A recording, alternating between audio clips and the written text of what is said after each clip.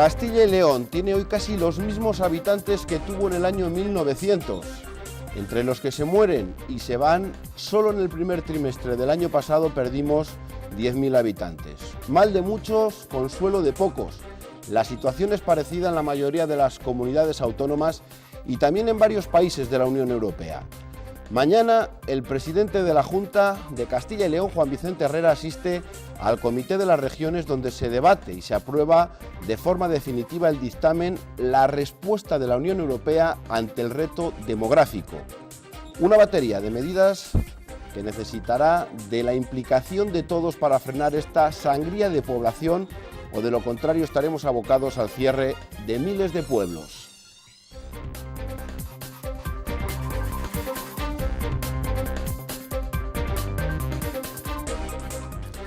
Hola, ¿qué tal? Muy buenas noches. Unos más y otros menos, todos somos de pueblo o descendemos de uno de ellos. En el mío, en Gordaliza del Pino, y vale de ejemplo, tenemos un grupo de Facebook. Se estrenó para ver las fotos de las fiestas, pero se ha convertido en un obituario. No hay semana en la que no se suba la foto de un vecino que ha fallecido. Hoy mismo entierran a una mujer. Los pueblos, y no solo los pequeños, van camino de su desaparición, pero no nos resignamos. Seguro que algo podemos hacer. Todos debemos arrimar el hombro. Esta noche queremos analizar el problema de la despoblación y las posibles soluciones. Para ello nos acompañan expertos y responsables de la Administración, como Mariano Gredilla. Buenas noches. Hola, qué buenas noches. Es el viceconsejero de Empleo y de Diálogo Social de la Junta de Castilla y León. Tenemos al presidente de la Junta en Bruselas. Pero a estas alturas de la vida parece que hemos necesitado de muchos informes para saber que esto es un problema global que afecta a todos y no solamente a comunidades como Castilla y León. Yo creo que a estas alturas de la vida, no sé si es tarde o pronto, sí que somos totalmente conscientes de que este es un problema que nos preocupa y nos ocupa a todos, que es un problema que no solamente es de Castilla y León, no solamente incluso es de muchas regiones españolas, que es en este caso donde va a llevar la voz el presidente, sino de muchos países desarrollados, y es un problema que tenemos que solucionar entre todos.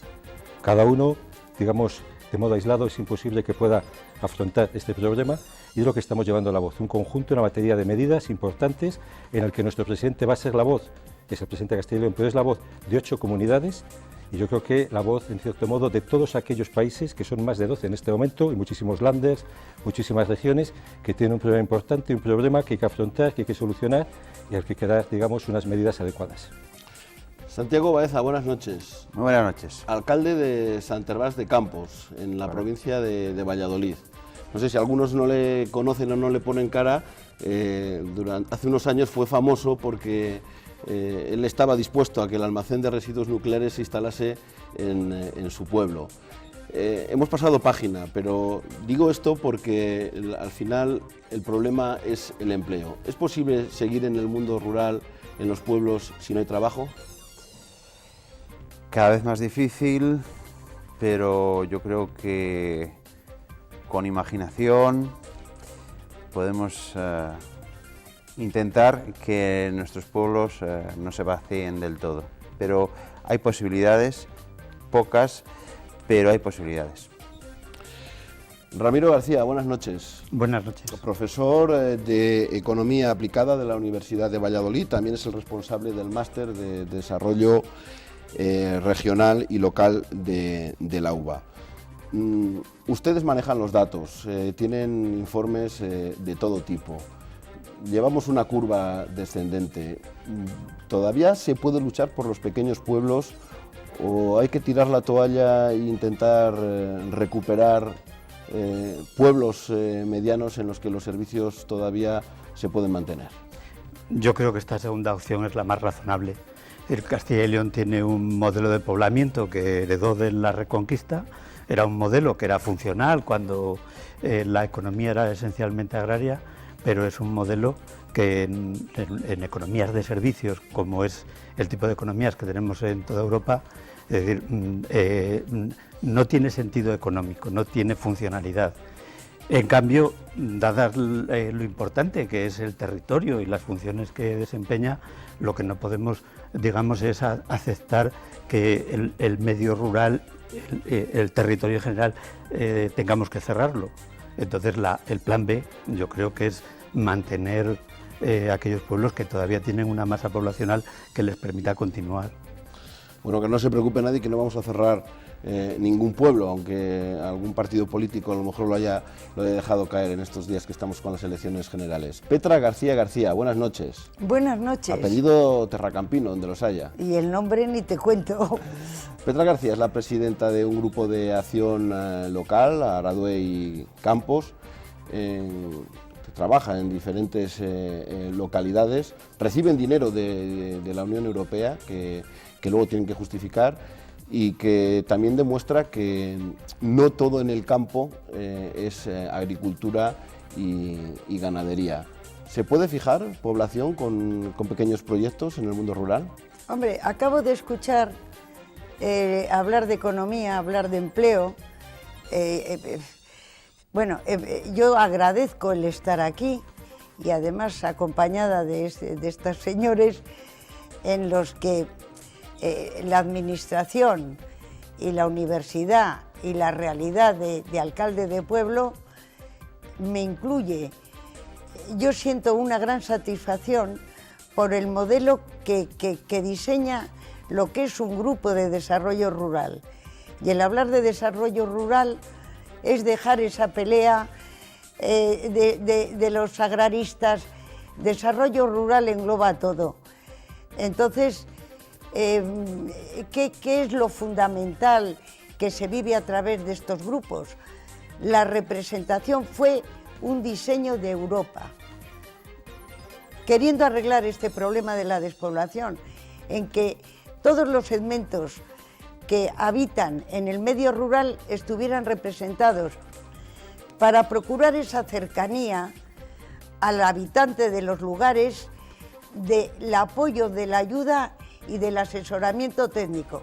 Claro está que no hay que olvidar la limitación en la que tienes y no asumir competencias que no tienes. De eso hablaremos en concreto un poco más adelante. Bueno, la realidad es tozuda, pero son muchos los proyectos que hemos conocido y otros muchos que están en marcha. Mantener los servicios sociales en una comunidad como Castilla y León, con una dispersión y un envejecimiento, tiene que estar contemplado en la financiación autonómica que recibimos del Estado. De lo contrario, y a pesar de la imaginación y del empeño de algunas personas como las que están aquí, sería insuficiente. En los 7 primeros meses de 2015, España perdió 26.500 habitantes. Castilla y León es la comunidad autónoma que encabeza esa sangría, porque entre enero y julio del año pasado 12.178 personas dejaron de residir aquí. Pero este fenómeno no solo nos afecta a nosotros. La Unión Europea no puede cerrar los ojos ante estos problemas. Lo defendía en abril el presidente de la Junta de Castilla y León en el Comité de las Regiones, porque los datos son demoledores. Según un estudio del Instituto Alemán de Planificación Territorial, España, Alemania, el este y el norte del continente en azul saben bien lo que es la despoblación. En Castilla y León, entre 2001 y 2011, la sangría afectó a casi todos los municipios de menos de 20.000 habitantes y la previsión para los próximos años no es más halagüeña. Cebreros el Tiemblo, en 20 años va a tener una despoblación hasta el 17%. Es lo que defiende un estudio de la Universidad Católica de Ávila. Por eso la respuesta debe ser amplia y coordinada. No cabe remitir la solución de estos problemas a las medidas, a las iniciativas que siempre con buena voluntad, pero lógicamente de forma descoordinada en el marco de la Unión, estamos adoptando ya las regiones y las ciudades. Medidas como la agenda de la población puesta en marcha por el gobierno regional o la apuesta de los ayuntamientos. El futuro de los pueblos es gente que venga con sus familias, que viva y que pues además cree actividad económica y cree riqueza. Carmen y José María viven en Hornillos de Cerrato de menos de 200 habitantes porque el ayuntamiento les facilita empleo y vivienda, llevan la concesión de la tienda y el bar. Te da para vivir. Tenemos pensamiento de seguir muchos años más. Filisa vive en Sant Hervás de Campos con su marido y sus 2 hijos porque el municipio le facilita vivienda bajo coste. Lejos queda ya su Bulgaria natal. También hay empresarios que apuestan por el medio rural. La familia de Alfonso compró en 2002 esta aldea abandonada en la que hoy viven 12 personas, los dueños y los empleados de la quesería. Para ellos es cómodo, también para nosotros, que los empleados vivan en donde trabajan. Entonces, bueno, pues qué mejor que un pueblo abandonado. Beatriz y su marido quieren criar a su hija en Valderrey, donde van a construir un complejo de turismo rural. Al principio la verdad es que te da un poco de vértigo, porque es un poco de vértigo, es decir, bueno, es un cambio radical. Pero también Javier, Carolina y sus 3 hijos que viven en Melgar de Arriba, Beatriz, Alberto y Micaela en Fuentidueña, Lindsay junto a su marido y sus 2 hijos en las estribaciones del Teleno o Ángela en Tamarit de Campos, porque el medio rural ofrece oportunidades que no da la ciudad, pero no solo debe llegar población, hay que hacer que se quede y para eso es vital que los servicios esenciales sean de calidad y estén cerca. La ordenación del territorio ha reorganizado esos servicios para facilitar la vida de los ciudadanos, vivan donde vivan. Yo voy a tardar 20 minutos en llegar al médico. Bueno, pero es que el ciudadano de la Rondilla también tarda y a lo mejor tiene que hacer cola durante más tiempo. Este experto también plantea la conveniencia de ayudas públicas a la natalidad siguiendo el modelo nórdico,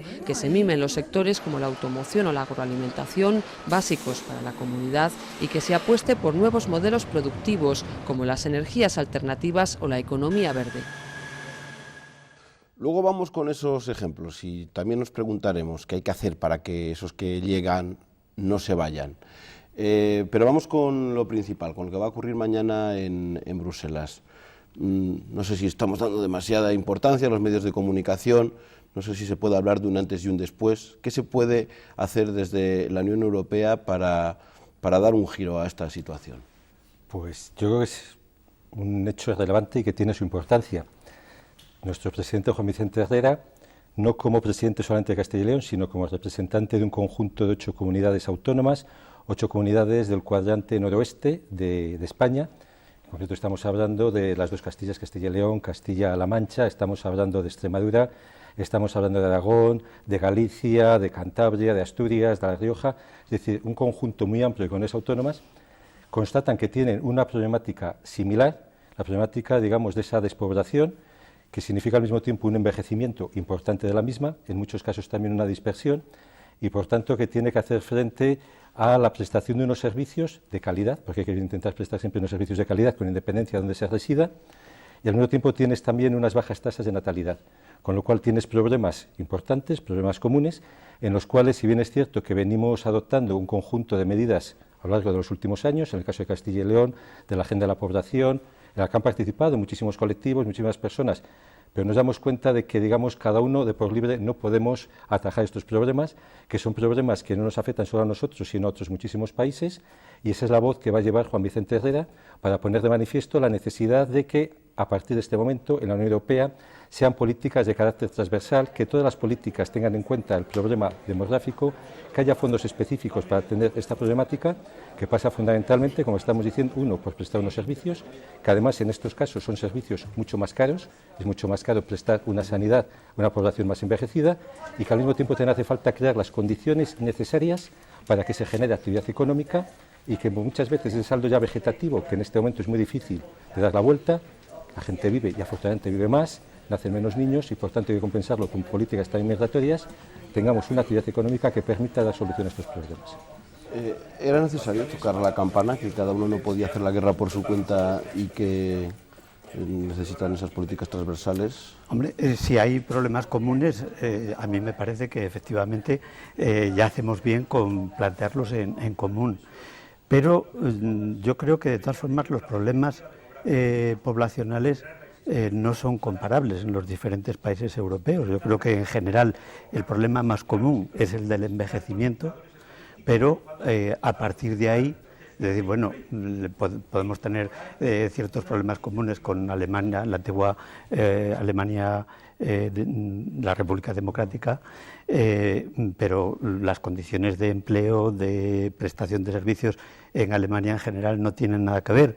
O podemos tener problemas de envejecimiento igual que los tiene Francia, o igual que los tiene otros países, pero en Francia tiene una política, por ejemplo, natalista o de apoyo a la familia. Es decir, que en España, no ya en Castilla y León, porque creo que esto no tiene por qué ser una política regional, en España simplemente no existe. Entonces, no todos tenemos los mismos problemas. Bueno, hemos introducido ahí políticas natalistas. Estamos hablando de dinero. ¿Esto se soluciona con dinero? Solo con dinero no. El dinero muchas veces, como todo en la vida, cuando quieres hacer política, la política, si no quieres que quede, bueno, simplemente en meras ideas, hace falta que se transforme. Muchas veces hace falta recursos económicos, pero hace falta tener un cambio cultural. Ese cambio cultural también es muy importante, porque al final hay determinadas decisiones que radican en el ámbito de la libertad personal. ¿Dónde quieres vivir? ¿Dónde quieres trabajar? Cuando hay posibilidades de trabajo, cuántos hijos quieres tener, etcétera. Luego hay muchas decisiones que también están en ese ámbito personal. Santiago y Petra saben que una vez que se tiene dinero se pueden poner en marcha diversos proyectos, pero que sin dinero es muy difícil dar oportunidad para que tengan una casa unos rumanos para que vengan allí, arrancar algún tipo de proyecto, recuperar un molino, una casa rural.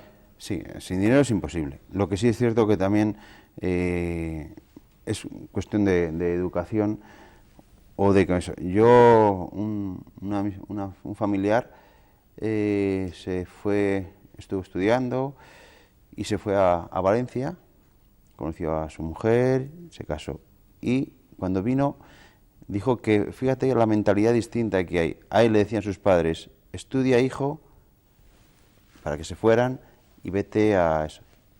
Y allí le decían a la hija eso, si te quedas con nosotros, si te quedas en la empresa de tu padre, la animaban a quedarse a la empresa de su padre. Y sin embargo, a nosotros, a mí ya no tanto, pero eso, te animaban a estudiar y a ir a buscar nuevos horizontes, nuevo futuro, porque la vida en los pueblos hace muchos años era muy difícil. Entonces, esa educación ha ido calando, y ahora reinvertirla va a ser muy complicado. Y si no hay dinero, pues mucho más, claro.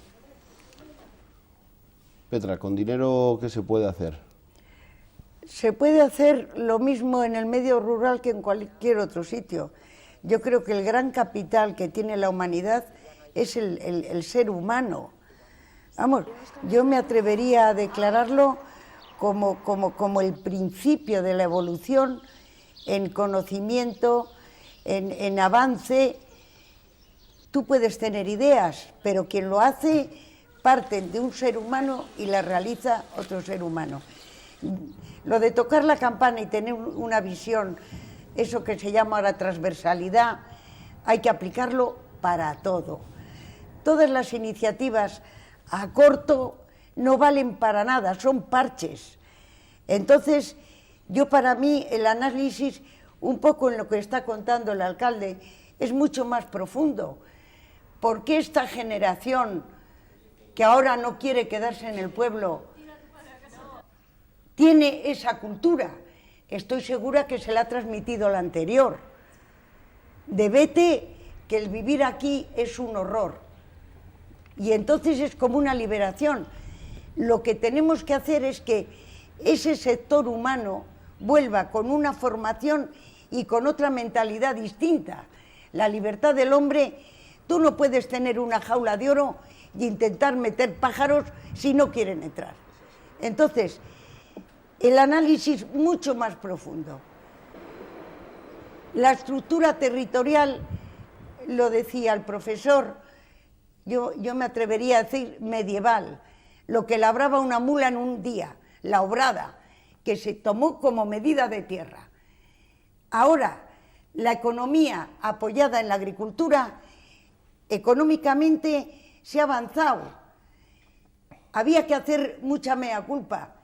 ¿Se ha invertido bien las políticas agrarias? Punto número 1.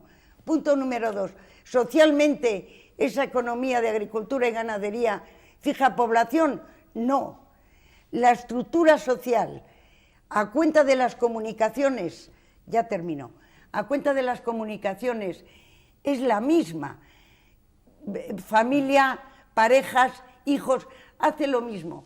La joven que nace en Sant Hervás que la que nace en Valladolid. Bueno, luego hablamos de la PAC, porque eso es importante, a ver dónde ha ido el dinero de la PAC, de Europa. Y le compro lo de la mentalidad, la nueva mentalidad de las nuevas generaciones, pero no sé si eso es insuficiente, que se formen, vuelvan y vengan con otro concepto, otra manera de trabajar.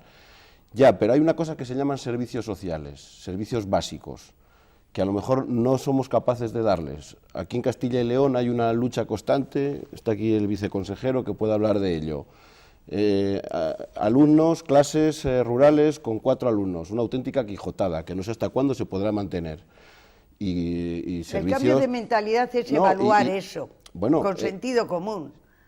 ¿Podemos aguantar? Es decir, ¿pueden volver estas nuevas generaciones a pueblos pequeños, a pueblos medianos, sin tener los mismos servicios? Porque esa es otra parte que tenemos que poner encima de la mesa. A ver, yo creo que sería pedir que ocurriesen cosas en Castilla y León que no ocurren en ninguna parte del planeta. Es decir, lo que está ocurriendo, digamos, con la población desde el punto de vista de la dinámica medio rural, medio urbano, es que la población se está acumulando en los medios urbanos. Las estadísticas de las Naciones Unidas dicen que en torno al año 2050 el 75% de la población será urbana. En realidad en Europa, en la mayor parte de los países, ya estamos en esas cifras o incluso superadas.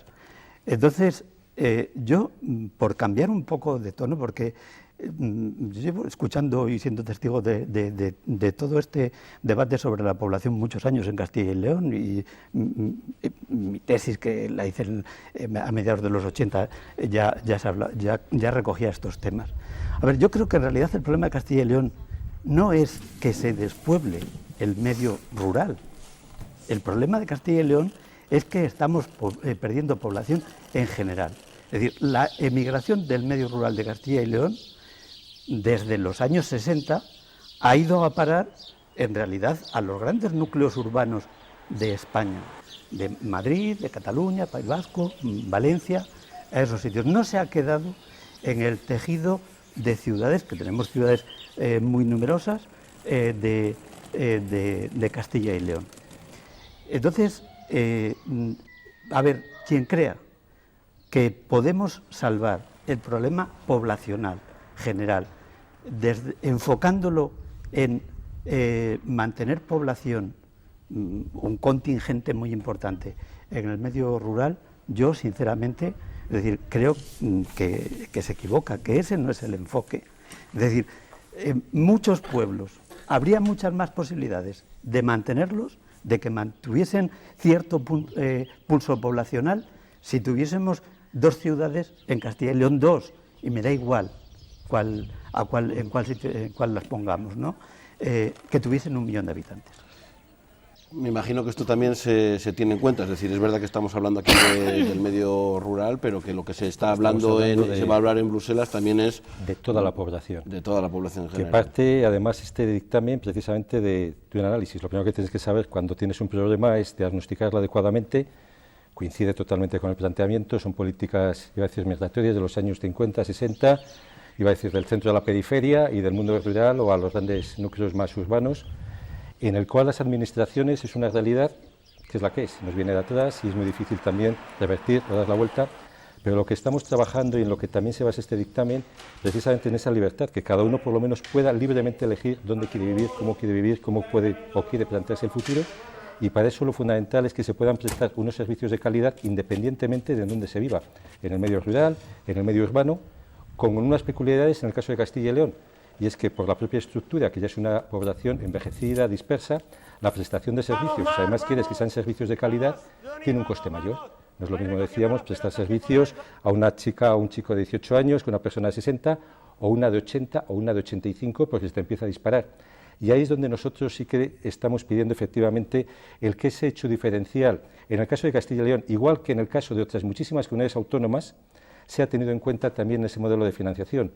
No es la primera vez que nosotros comentamos que la prestación de estos servicios, desde el punto de vista del modelo, en lo que son los servicios fundamentales, la educación, la sanidad, la dependencia, nosotros tenemos un déficit ya de financiación todos los años del entorno de los 500 millones de euros. Es una cantidad importante que tenemos que suplir a través de otro tipo de recursos. Es decir, damos una prioridad y esa es la razón de ser.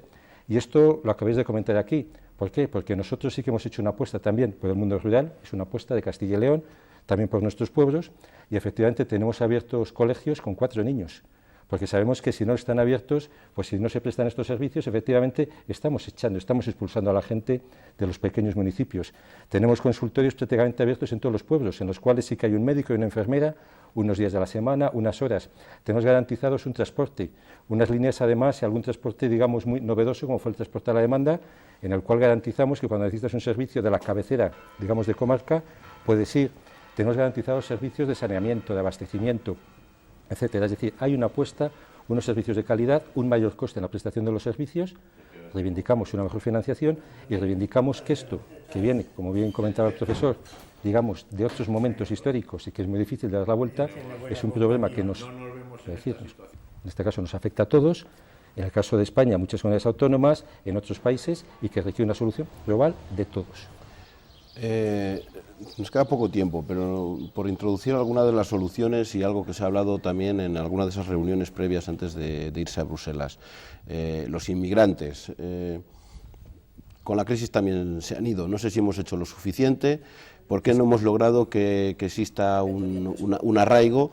Y quien dice los inmigrantes también habla incluso hasta de los refugiados, que se ha llegado a hablar de como una posible solución inmediata a que estaría bien que esa gente que huye darles cobijo en nuestra tierra. Es que ese arraigo va muy unido a que puedan tener un puesto de trabajo.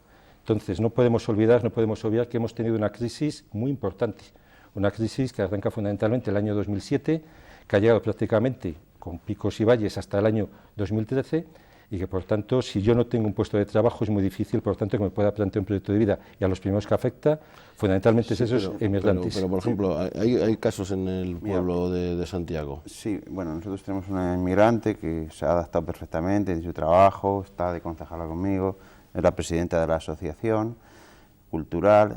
Yo creo que hay otro tema, es decir, está muy bien lo que dice Mariano, creo que es así, pero habría que hacer otro añadido, que por qué no se quedan en el medio rural. Hay gente que trabaja en el medio rural y viene a vivir a las ciudades. Estamos en una libertad y se puede hacer lo que quiera, pero ¿por qué no somos capaces de revertir eso, que trabajen en la ciudad y se vayan a vivir a los pueblos, como en Europa? Yo conozco sitios que está muy de costumbre y demás. Eso es lo que a lo mejor nos falta de tener, no sé, alguna idea, algún proyecto para que la gente viva en las ciudades, trabaje en las ciudades y viva en los pueblos. Volvemos a hablar otra vez de los servicios. Ahora se pueden hacer muchos trabajos desde casa, pero si no tenemos internet, no tenemos a lo mejor los mínimos servicios para poder trabajar desde los pueblos, nos falla. Nosotros tenemos un programa que se llama Me Vuelvo al Pueblo, que es un montón de ejemplos que se ponen de gente cansada de la ciudad, que vuelve, pero claro, necesita tener una comunicación también por carretera para si tiene que volver, y tiene que tener internet, tiene que tener unos servicios. Pero yo creo que ese tipo de dinámicas que dices que se pueden dar en otros países europeos, yo pienso que también son en contextos un poco distintos, o sea, en contextos de mayor densidad de población. Ese fenómeno lo hemos estado viviendo aquí en los años, digamos, donde hemos incluso ganado un poco de población. Es decir, en realidad, las principales ciudades de la región, Valladolid es un ejemplo, han perdido población, y han perdido población en beneficio de municipios, algunos al pie, no, pero el fenómeno llega hasta los 25 o 30 kilómetros.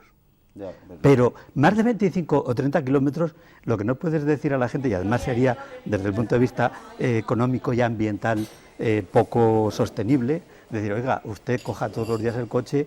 Es que les hay, al contrario les hay, o sea, que trabaja, yo estoy a 90 kilómetros, antes de 90 kilómetros, y hay gente que viene a vivir, a dormir a Valladolid.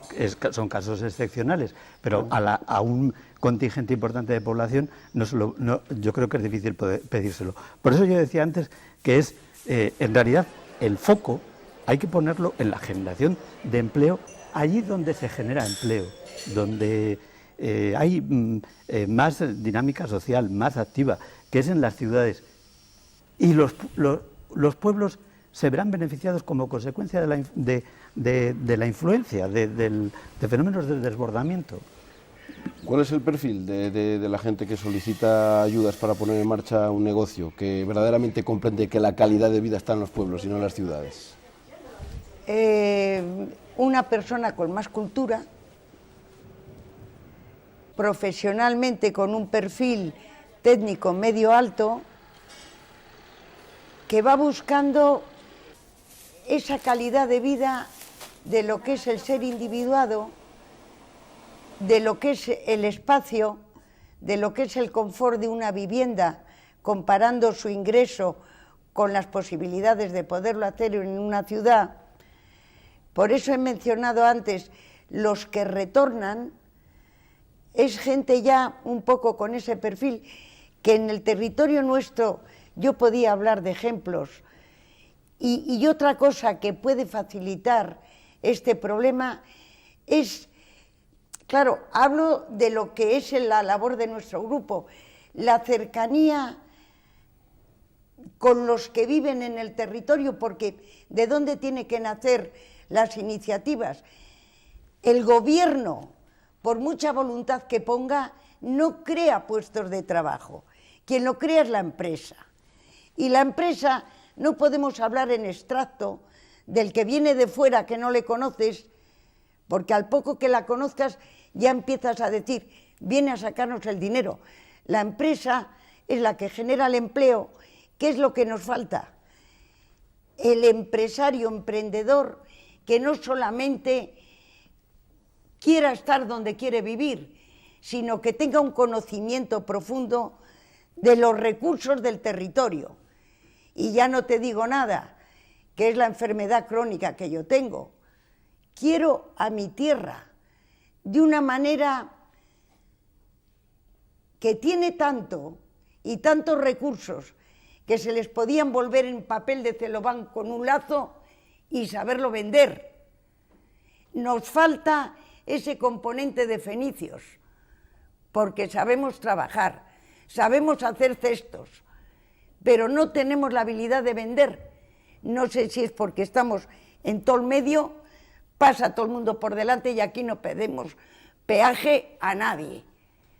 O sea, lo que hizo grande a esta tierra de universalidad, ahora estamos un poco pasmaos y no damos importancia y valor a que lo que tenemos es único en patrimonio, en paisaje.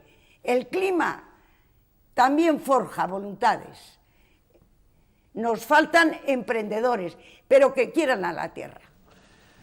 Tenemos que despedirnos. 30 segundos por hacer una petición a, no sé si a las administraciones, a Europa, por ver de qué manera se puede al menos paliar la situación, tanto en cuanto para hablar de los pueblos como a lo mejor también por lo que hablábamos de las grandes ciudades, para no seguir perdiendo población. Yo creo que aprovechar la ocasión que se brinda mañana en el Comité de las Regiones a través de nuestro presidente, para que se alce una voz que ponga de manifiesto los problemas que tenemos en muchas regiones, en muchos territorios de Europa, que a partir de aquí tenemos que tomar conciencia. Comentaba la vicepresidenta en la reunión que tuvimos esta misma semana con estas mismas regiones, que por cierto son de todo tipo, de todo color, es decir, este no es un tema ya ideológico, es decir, está muy por encima, que decía que igual que hemos tomado conciencia del cambio climático, y parece que lo hemos asumido como todos, hay que tomar también conciencia en Europa de este problema de población, que por tanto es un problema que nos afecta a todos y que tenemos que buscar la solución entre todos. Y que si no somos conscientes vamos a tener, digamos, problemas todavía más acentuados en un futuro. Santiago. Tenemos que creer en nuestras posibilidades, en las posibilidades de nuestros pueblos. Cada pueblo tiene algo distinto a los demás. Yo hablo de Sant Hervás, nosotros nos estamos agarrando a Juan Ponce de León y a don Miguel de la Cuadra Salcedo, recientemente fallecido, y estamos sacando un museo, estamos recibiendo más de 1000 visitas guiadas todos los años, un pueblo que apenas dormimos menos de 70 personas. Yo creo que si creemos en nuestros pueblos, podemos luchar por ellos y vamos a vencer a la despoblación. Yo creo que la clave es el empleo. Es decir, dado que estamos hablando también un poco de los pueblos, es decir, aquello de que la oveja no es donde nace, sino donde pace, y la gente termina moviéndose allí donde encuentra pastos mínimamente apetecibles. Entonces, el foco hay que ponerlo sobre cómo generamos empleo en la región. Muy breve. Muy breve, sí, ya me he disparado antes, lo que me toqué, no. Yo empatizo con lo que dice el alcalde, pero fíjate que tenéis como recurso figuras de la cultura, quiere decir que los recursos son inagotables. Entonces, yo estoy muy contenta y el entusiasmo no me puede fallar, porque el modelo y la estructura de los grupos de desarrollo rural empatizan tanto con la población que tú ves que hay respuesta mientras la población no reaccione y sea la que tiene iniciativa, lo que venga bienvenido sea. Las políticas de apoyo, por supuesto que sí, que la universidad se acerque a la realidad. Hay que pisar la tierra para que la tierra responda. Muchísimas gracias a los cuatro por estar aquí. Seguiremos hablando de este asunto porque va a ser complicado que se solucione a corto plazo. Muchísimas gracias. Y a ustedes también. Mañana les contaremos qué va a dar de sí. Es verdad que tiene que salir de cada uno de nosotros. Todos seguro que podemos arrimar el hombro, pero mañana tenemos un equipo también en Bruselas para comprobar si la Unión Europea se toma en serio esto de la despoblación, que es un problema de todos. Nos vamos, volvemos el próximo miércoles. Será ya para un debate, para analizar la recta final de esa campaña electoral abocada ya a esas elecciones del 26 de junio. Hasta entonces, pasen una buena semana.